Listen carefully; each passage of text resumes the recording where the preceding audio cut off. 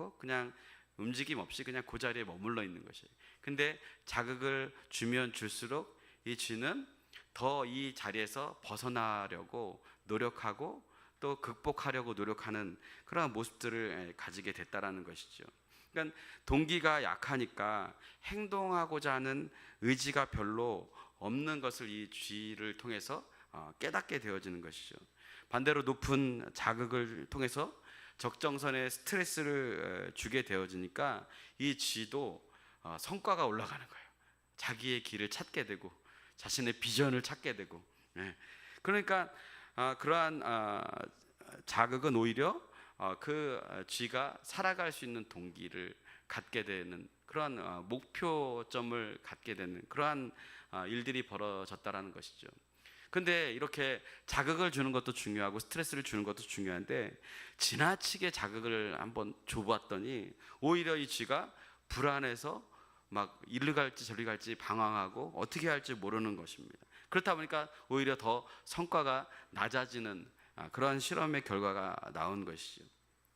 이 실험을 통해서 편안하고 만족을 느낄 때는 너무 느긋한 나머지 많은 것을 성취하지 못하는 모습을 발견하게 됐고, 안정감을 느끼는 것은 좋지만 너무 편하다 보니까 노력하지 않고 더 이상 성장하지 않는 그러한 어떤 모습에 머물러 있게 됐다라는 것이죠. 그래서 결국은 그 쥐들이 게으름과 태만에 빠지는 그러한 모습을 보게 됐습니다. 다시 말해 자극이 없으면 목적을 상실하고 비전을 상실하게 되는 그런 모습을 가지게 됐다는 것이죠. 반면에 너무 극한의 스트레스를 주면 성취율이 떨어져서 산만해지고 오히려 두려워하고 갈 길을 찾지 못하는, 그래서 결국 포기하게 되는 모습까지도 보여지게 됐다는 것입니다. 그래서 우리가 이 실험을 통해서 깨달을 수 있는 것은 적정한 스트레스, 적정한 자극은 어떤 삶을 살아가는 데 있어서 동기가 부여가 되어지고 어떤 목표를 이끌어 가는 데 있어서 매우 중요한 그러한 어떤 방법이 되어지는 것을 보게 되어집니다. 그래서 적절한 스트레스를 통해서 어떠한 삶의 의욕을 갖게 하고 도전하게 하는 그 상태를 적정 불안 상태다 이렇게 이야기를 합니다. 그래서 우리의 인생 가운데 우리를 살게 하는 원동력 중에 하나는 적정 불안 상태를 얼마나 우리가 수용하고 그것을 따라서 살아가느냐에 따라서 우리의 인생을 더욱더 이렇게 풍요롭게 살아갈 수 있는 그런 방법이 되어진다는 것이죠. 그래서 이것은 실행력이 높아질 정도의 스트레스를 받고 생산성이 떨어질 만큼 고통스럽지 않은 정도의 상태를 유지하는 것을 의미하죠. 그럴 때 최대의 성과가 일어났다는 것입니다. 근데 문제는 안전지대에 너무 안주할 때 편안하고 정적인 상태에 있다 보니까 목표를 상실하게 되고, 목표를 상실하게 되어지니까 게으름과 태만한 그런 삶을 살아갈 뿐만 아니라 우울감이 몰려왔다는 거예요. 삶의 의욕이 사라지게 됐다는 것이죠. 그렇기 때문에 새로운 재능을 발견하거나 잠재력에 다가갈 수 없는 모습들이 생겨났다는 것이죠. 신앙생활에도 마찬가지입니다. 적당히 종교생활에 만족하고 또 그냥 편안하게 신앙생활을 누리려고만 한다면 그 인생 가운데서는 영적 게으름에 빠질 수밖에 없고 영적인 태만 상태에 빠질 수밖에 없습니다. 그러한 모습들로는 하나님의 은혜가 경험되어지지 않고 심하게는 하나님의 살아계심을 느끼지 못하는 그러한 모습까지 갖게 되어집니다. 그래서 하나님은 우리의 신앙에 나태해지고 무감각해질 때 때로는 고난이라는 채찍, 때로는 우리를 광야로 몰고 가셔서 그곳에서 우리에게 적절한 신앙의 그런 자극을 주시고 그 자극을 통하여서 우리가 다시금 하나님을 찾고 하나님의 살아계심을 깨닫게 하신다는 사실입니다. 그런데 문제는 그럼에도 불구하고 요지부동인 사람이 있다는 것이죠. 오히려 고난이 오면 하나님을 찾기보다 세상의 방법에 기웃대면서 사람에게서 그 실마리를 찾으려고 노력합니다. 세상에 나를 기대고 세상에서 안정감을 찾으려고 노력합니다. 그러나 그렇게 문제가 잠시 해결된다 하더라도 우리에게 가장 믿음이 상실되어질 수 있다라는 것을 우리가 깨달아야 된다라는 사실입니다. 이것이 바로 영적인 죽음으로 내몰리는 그러한 모습들이라는 것이죠. 고난과 어려움이 올 때도 하나님을 찾지 않는다면 과연 우리가 언제 하나님을 찾을 수 있을까요?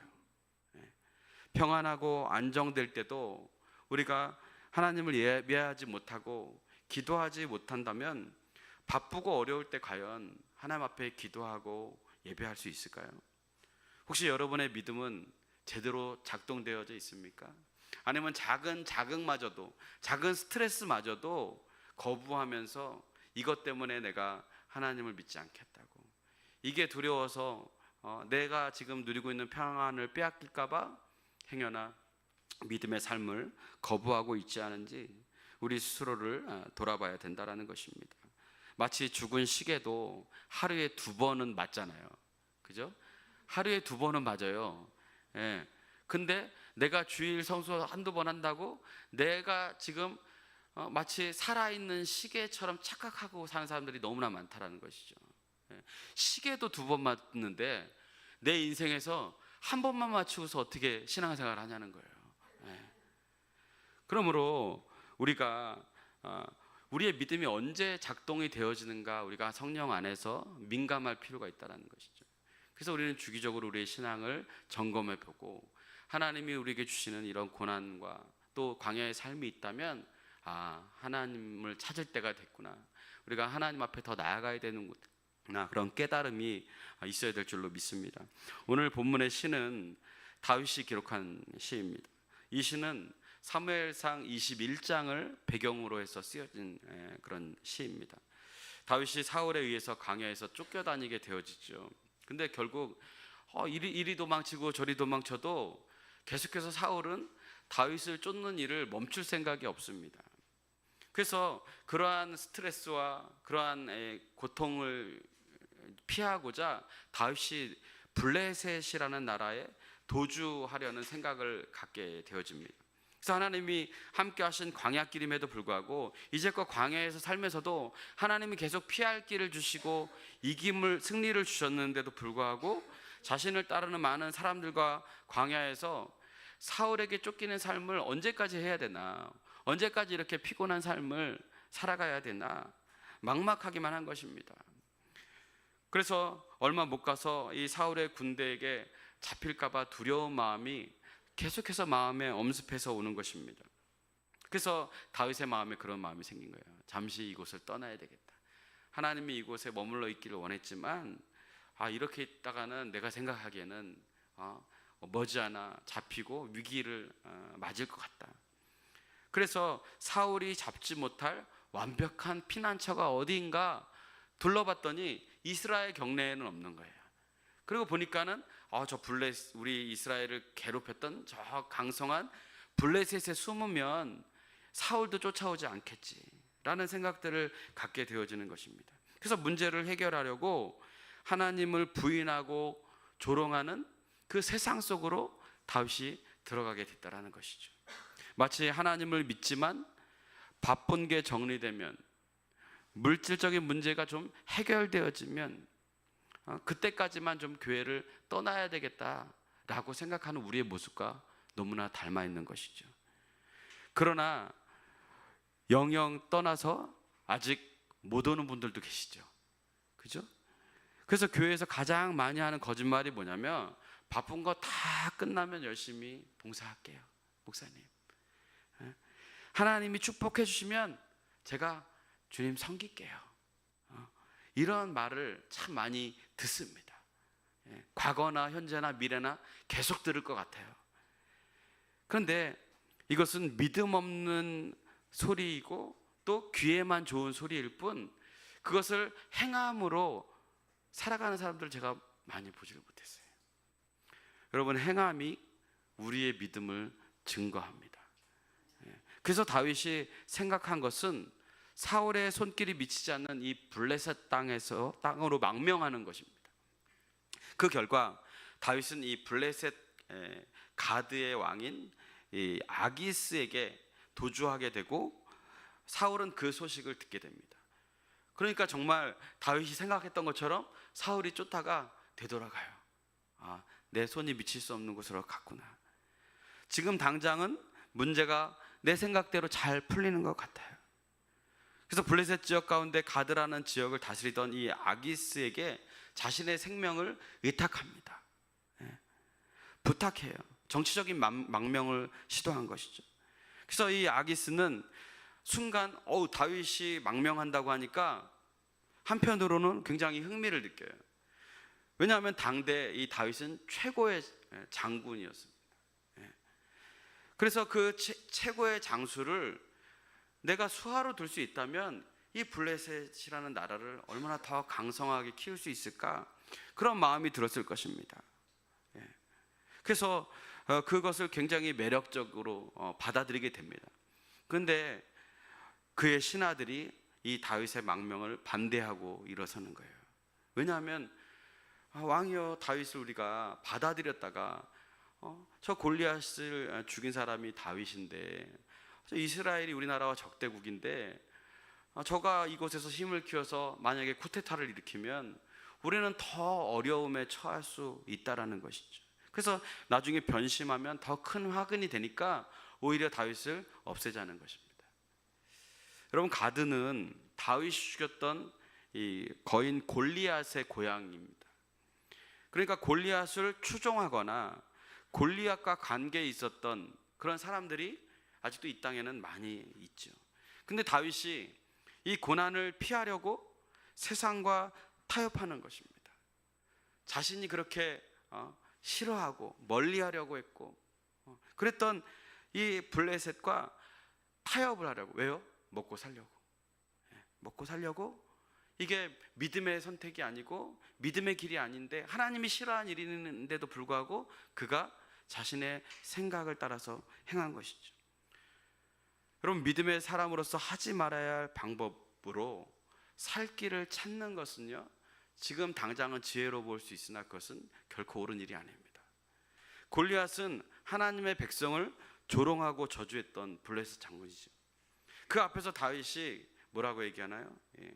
이 할례 받지 못한 짐승과도 같다고. 하나님의 백성을 저렇게 멸시하는 백성을 내가 나가서 무찌르겠다고 나가서 이긴 것 아니겠습니까? 근데 지금 내가 형편이 안 좋아지고 살기 힘들어졌다고 그렇게 내가 반대했던 그 블레셋의 고개를 숙이고 들어가는 거예요. 몸을 숙이고 들어가는 겁니다. 이미 다윗에 대한 이야기는 이 가드 지역에 퍼져 있었습니다. 이스라엘에게는 영웅이지만 블레셋에게는 기억하고 싶지 않은 그러한 인물이겠죠. 그러다 보니까 이 다윗에게 오히려 이게 화가 되어진다라는 것이죠. 자칫 몸을 숨기려고 왔다가 꼼짝없이 당하게 되는 것입니다. 그러자 이 다윗이 그 소리를 듣고 나서 생명의 위기를 직감합니다. 야, 이대로 있다가는 내가 목숨을 살려고 들어왔는데 여기서 꼼짝없이 죽겠구나.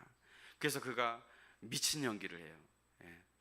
대종영화상 대상에 버금가는 침을 흘리는 연기를 합니다. 미친.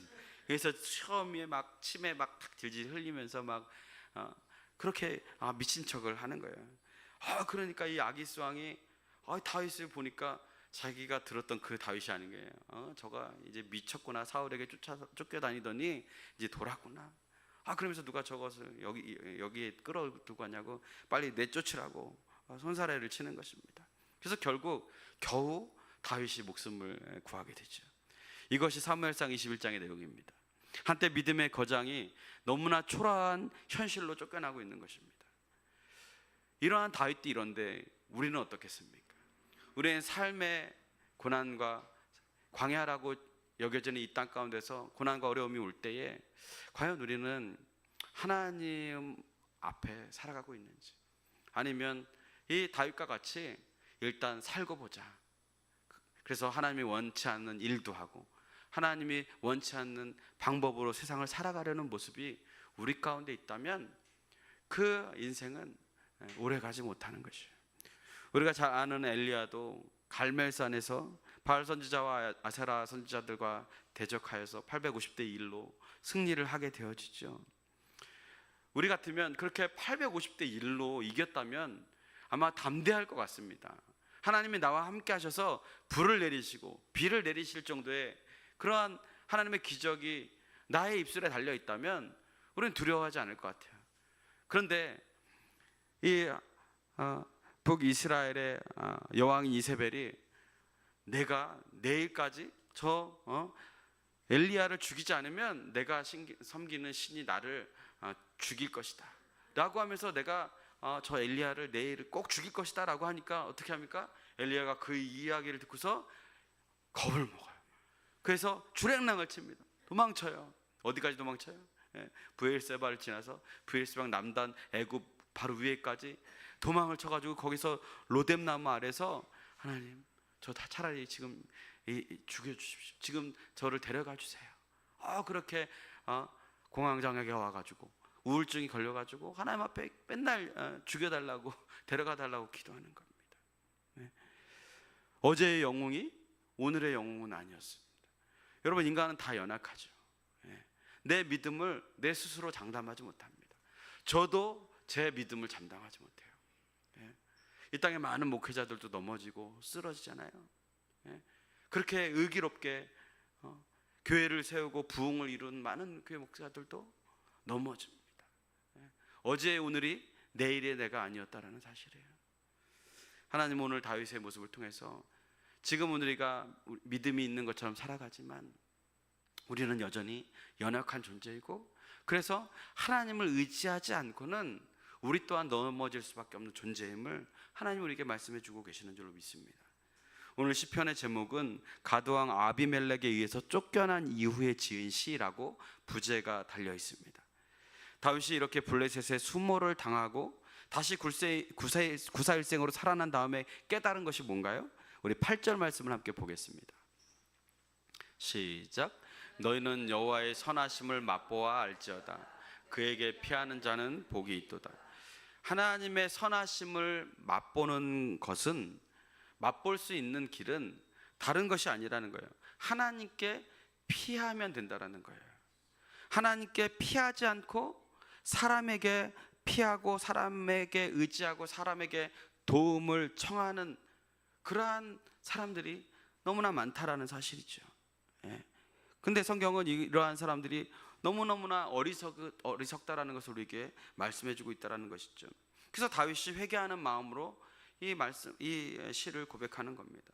여호와께 피할 때 복이 있는 것이지 사람한테 피할 때 내가 죽을 뻔했다, 사람은 의지할 게 아니더라, 그렇게 자백하는 마음으로, 고백하는 마음으로 이 시를 자책하며 쓰는 것이죠. 왜 하나님께 피하는 자가 복이 있습니까? 하나님을 의지해야 하나님께 피할 수 있는데, 하나님을 의지한다라고 하면서 사람에게 피하니까 하나님의 손이 보호하지 않는 것이죠. 하나님이 문제보다 더 크다라는 것을 믿어야 되는데 문제가 하나님보다 더 크게 보이니까 그 문제에 빠져서 더 이상 하나님을 의지하지 못하는 것입니다. 마치 유동치는 바다 위에서 파도 때문에 예수님을 의지하지 못했던 제자들의 모습과 같이, 지금 혹시나 우리의 삶 가운데 여러 가지 문제가 있는데도 불구하고 그 문제가 하나님보다 더 크게 보이시는 분이 있습니까? 그것을 어떻게 구분할 수 있을까요? 그 문제가 있을 때 나는 그 문제를 해결하기 위해서 세상 가운데 나가는지, 또 사람을 찾는지, 아니면 그 문제가 나 앞에 놓였을 때 예수님을 먼저 찾는지, 주님 앞에 기도의 자리로 먼저 나오는지, 그것을 보면 알 수 있다는 것이죠. 다윗이 그러한 모습을 자신이 회개하며 기록하고 있다는 것입니다. 그러니까 날마다 하나님께 피하고 하나님을 의지하는 자는 하나님을 믿는 믿음으로 살아가는 것이고, 그 믿음의 하나님은 선하신 방법으로 우리를 인도해 주신다는 사실입니다. 다윗은 가드왕의 아기스에게로 피할 때 아기스가 자신의 유일한 대안이 될 것이라고 생각했어요. 그 무엇보다도 이 문제를 가장 해결할 수 있는 그러한 좋은 방법이라고 생각했습니다. 동시에 자신의 정치적인 영향력이라면 가드왕도 자신을 받아들일 것이라고 생각했어요. 거절하지 못할 것이라고 생각했어요. 그러나 다윗의 생각과 현실이 너무나 달랐죠. 그래서 다윗은 아기스에게 쫓겨나서 하나님 앞에 회개하는 것입니다. 고백하는 것입니다. 하나님께 피하는 자가 복된 것이다. 하나님께 피했을 때 하나님이 나를 구해 주셨고 나를 옳은 길로 인도해 주셨었는데 그 길이 정말 좋은 길이었다라는 것을 이 다윗이 뒤늦게 깨닫게 되어지는 것이죠. 그렇기 때문에 여러분, 고난이 오고 어려움이 오고 낙심할 일이 오면 여러분이 하나님께 피하시길 바랍니다. 하나님을 먼저 찾으시길 바랍니다. 자꾸 사람 의지하지 말고, 자꾸 세상 의지하지 말고, 또 이것도 저것도 안 되니까 그냥 TV 보면서 영화나 보면서 내 마음을 위로하면서 그렇게 달래지 말고 차라리 그 시간에 한번 작전 기도라도 좀 해보시고 금식 기도라도 좀 해보시고, 죽겠다 하면서도 기도하지 않는 이유가 뭔지 모르겠어요. 그 정도로 힘들고 어려우면 여러분, 뭐 우리가 새벽에도 나와서 기도할 수 있고, 수요일에도 기도할 수 있고, 금요일에도 기도할 수 있고, 또 평일에도 내가 언제든지 하나님 앞에 나와서 기도할 수 있는 것 아니겠습니까? 그럼 어떤 분은 그래요. 꼭 교회 나가서 기도해야만 기도하나요? 근데 그런 사람 보면 안 해요, 기도. 그렇게 얘기하는 사람, 기도하는 사람 한 명도 못 봤습니다. 교회에서 기도하면 마치 다윗이 광야에서 하나님 앞에 집중할 수 있었던 것처럼, 하나님만 바라볼 수 있었던 것처럼 교회에서 하나님을 바라볼 수 있고 하나님 앞에 집중할 수 있기 때문에 그래요.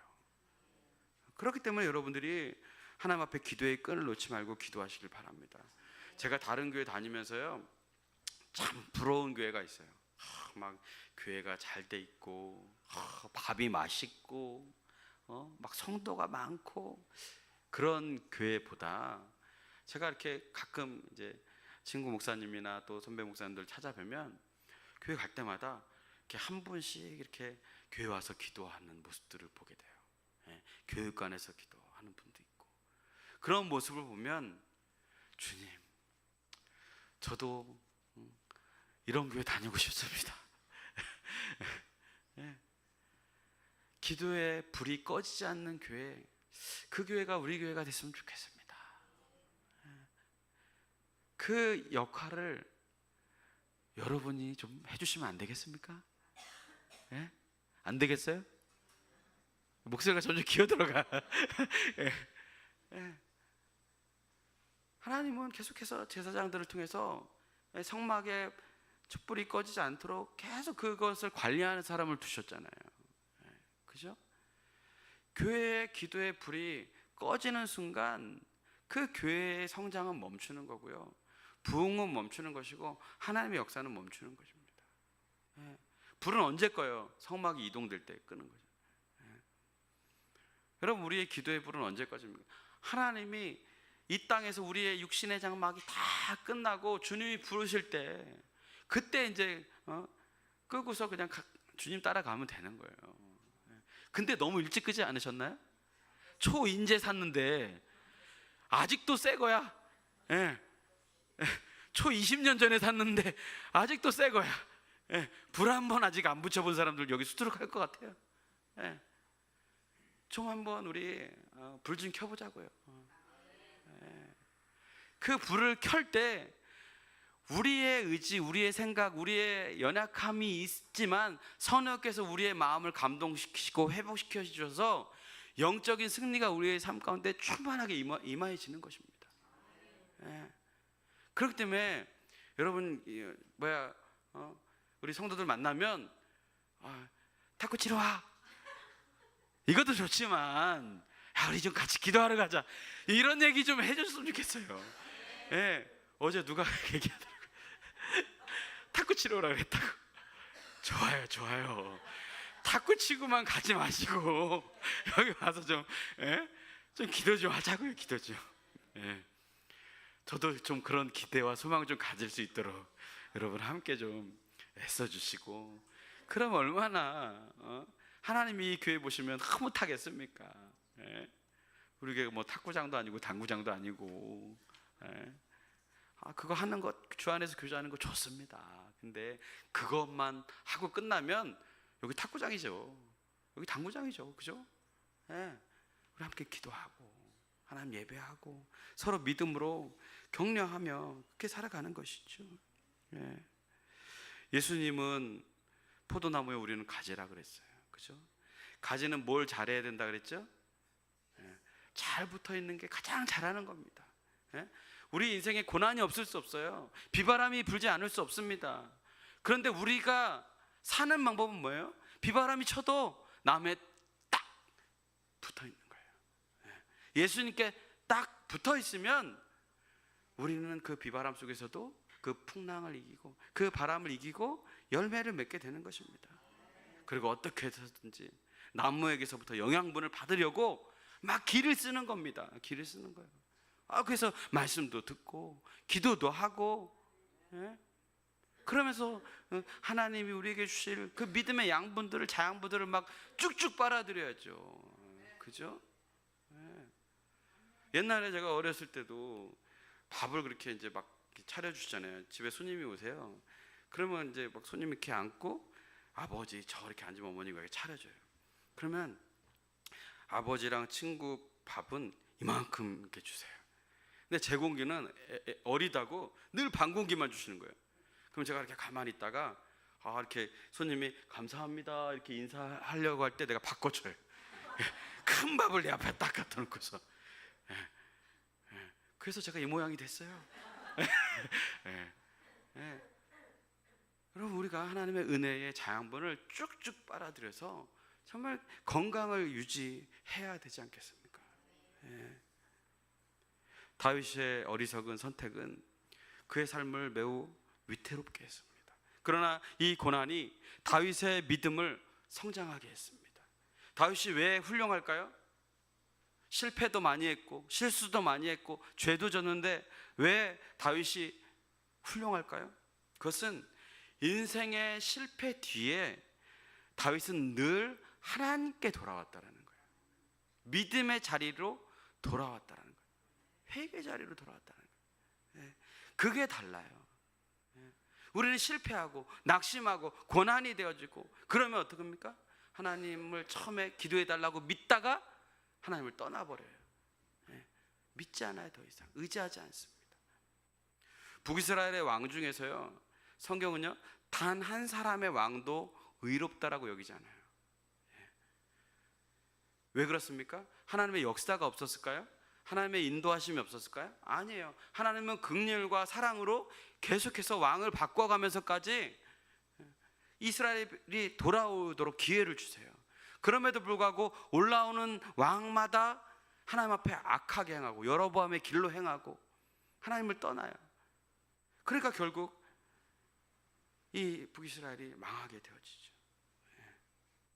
그래서 하나님은 다윗의 길로 돌아오라고 그러는 거예요. 하나님께서 말씀하시고 구원의 기회를 주시면 깨닫고 돌아오라는 거예요. 근데 깨달음도 여러분 우리가 그냥 깨달을 수 있나요? 말씀 다 읽는다고 다 깨달아지던가요? 아니에요. 우리의 힘으로는 깨달아지지 않아요. 성령께서 도와주셔야 돼요.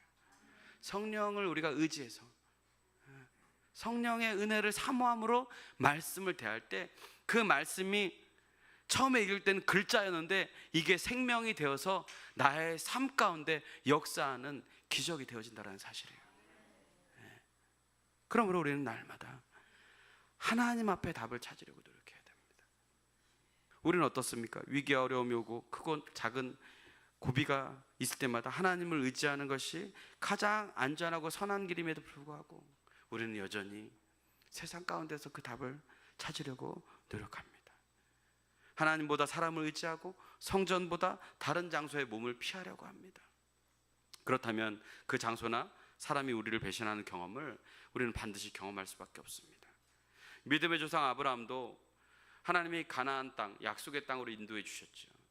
그곳에서 그가 하나님을 의지하는 믿음으로 살았다면 하나님은 그의 인생을 더욱더 축복해 주셨을 것입니다. 근데 그가 가나안 땅에 오자마자 그를 기다리고 있는 것은 기근이었습니다. 가뭄이었어요. 그러니까 이 아브라함이 너무 힘들거든요. 야, 이거 하나님이 약속해 주신 땅이긴 한데 저 애굽 땅 얘기 들어보니까 저기는 그래도 살만하다더라. 그래서 애굽 땅으로 이주합니다. 이주에서 그가 맞닥뜨려지는 것은 무엇입니까? 그가 실패와 고난을 피해서 갔는데 그 땅에서 아내인 사라를 빼앗길 위기에 처하게 됩니다. 그러한 위기가 다가오니까 그가 생각해요. 이게 아니었구나. 내가 잘못된 생각을 했었구나. 그래서 다시 약속의 땅인 가나안으로 들어갑니다. 믿음이 좋은 것 같아도 위기 때에 누구를 바라보느냐, 누구를 의지하느냐, 우리가 그리고 어떠한 믿음의 태도를 갖느냐, 그것이 우리의 믿음을 증명하는 것입니다. 우리가 아무 의로운 말을 하고 아무리 성도를 비판하고 목회자를 비판하고 교회를 비판한다 할지라도 자신의 믿음을 먼저 돌아보세요. 나는 정말 믿음으로 살아가고 있는가? 나는 정말 하나님이 기뻐하시는 삶을 살아가고 있는가? 그것이 우리의 믿음을 보여주는 것이라는 것입니다. 그렇기 때문에 우리는 그 누구도 정죄할 수 없는 것입니다. 그 누구도 탓할 수 없는 것입니다. 우리는 더욱더 우리의 믿음을 세워나가기 위해서 그것을 반면교사로 삼고, 오늘 우리가 이 말씀을 통해서 다윗을 반면교사로 삼고 하나님을 의지하는 삶이 무엇인가 하나님 앞에 기도하며 따라가며 나아가는 저와 여러분이 되어지길 주님의 이름으로 축복합니다. 다윗은 가드왕 아기스에게서 겨우 풀려났습니다. 미친 척하면서 침을 흘리고 난 후에 사무엘상 22장에 보면 다시 광야로 돌아갑니다. 광야는 하나님과의 관계가 회복되어지는 장소입니다. 광야는 그 믿음이 더욱더 새로워지고 하나님과의 친밀감이 형성되어지는 장소입니다. 그리고 광야는 하나님만 바라봐야 살 수 있는 장소입니다. 하나님은 그러한 다윗이 너무나 기특했습니다. 마치 탕자가 아버지께 돌아온 것 같이 그 마음 가운데 이 다윗을 기뻐해요. 그리고 이 다윗에게 새로운 보금자리를 허락해 주십니다. 그것이 바로 아둘람 굴입니다. 그곳에서 다윗은 자신을 따르는 400명의 용사와 함께 거주하게 됩니다. 이 아둘람이라는 뜻이 뭐냐면요, 피난처라는 뜻입니다. 하나님은 다윗을 피난처라고 여겨지는 이 아둘람으로 인도하셔서 다윗아, 내가 실은 너의 피난처다 라는 것을 알려주고 싶으셨던 거예요. 여러분 인생 가운데 고난과 좌절과 아픔, 우리의 힘으로 해결할 수 없는 많은 고통의 문제로 아직도 세상 가운데 답을 찾고 계십니까? 우리가 명심해야 될 것은 오직 하나님만이 우리의 피난처가 되신다라는 사실입니다. 고난 가운데 하나님은 늘 푸른 교회가 아둘람 굴로 불려지기를 원하십니다. 사람을 의지했다가 크게 당하고 광야로 나온 많은 사람들이 이 아둘람 굴에서 다윗과 함께 하나님의 피난처 되시는 은혜의 역사들을 경험하며 살아가게 되었습니다. 하나님은 그에게 숨을 곳 안식처를 마련해 주었습니다. 그 후에 그가 뭐라고 고백합니까? 우리 6절 말씀 함께 보겠습니다. 시작. 이 공고한 자가 부르짖음에 여호와께서 들으시고 그의 모든 환난에서 구원하셨도다. 그가 가드왕 아기스에게 풀려나서 하나님께 부르짖으셨습니다. 이제 광야로 돌아와서 하나님만 바라볼 수 있는 그곳에서 기도하며 하나님의 얼굴을 찾았습니다. 하나님 살려주세요. 하나님, 이제 제가 어디로 가야 합니까? 믿었던 사람에게서 쫓겨나서 이 광야에서 피할 곳도 없고 숨을 곳도 없는데 하나님, 이제 우리가 어떻게 해야 합니까? 라고 했을 때 하나님은 그 부르짖음에 응답하시고 피난처가 되어주셨고 또 그 아둘람 굴로 인도해 주심으로 말미암아 안전하고 또 축복된 그러한 회복의 시간들을 갖게 되어진 것이죠. 그리고 다윗은 또 기도합니다. 17절 말씀 함께 보겠습니다. 시작. 의인이 부르짖음에 여호와께서 들으시고 그들의 모든 환난에서 건지셨도다. 부르짖음을 강조하는 이유는 인생의 위기를 당했을 때 사람을 의지하거나 장소를 의지하거나 돈을 의지하는 것이 아니라 기도하라는 거예요. 권력이나 사람이나 돈은 우리의 의지 대상이 아니고 우리의 피난처가 되어지지 못합니다. 오직 하나님만이 우리를 구원하시는 분이심을 믿고 다시는 이제 세상을 의지하지 말고 내가 피난처가 되어주겠다라고 말씀하신 주님의 그늘 아래 거하는 저와 여러분들이 되어야 될 줄로 믿습니다. 하나님, 우리가 구하기만 하면 응답하실 준비가 되어 있는 줄 믿습니다. 그리고 우리가 기도할 때 하나님은 우리에게 가장 적합한 때와 적합한 장소와 적합한 방법을 우리에게 허락해 주십니다. 그러므로 지금 광야와 같은 삶을 살아가고 계신 분이 계십니까? 그리고 더 이상 피할 길이 없어서 세상으로 돌아가야 되나 망설이고 계시는 분이 계십니까?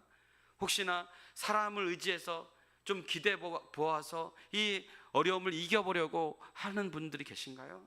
그런 분들이 계시다면 하나님은 지금 우리에게 말씀해 주시오. 너는 내게 부르짖으라. 우리 예레미야 33장 3절 말씀 읽겠습니다. 시작. 너는 내게 부르짖으라. 내가 내게 응답하겠고 내가 알지 못하는 크고 은밀한 일을 내게 보이리라. 아멘.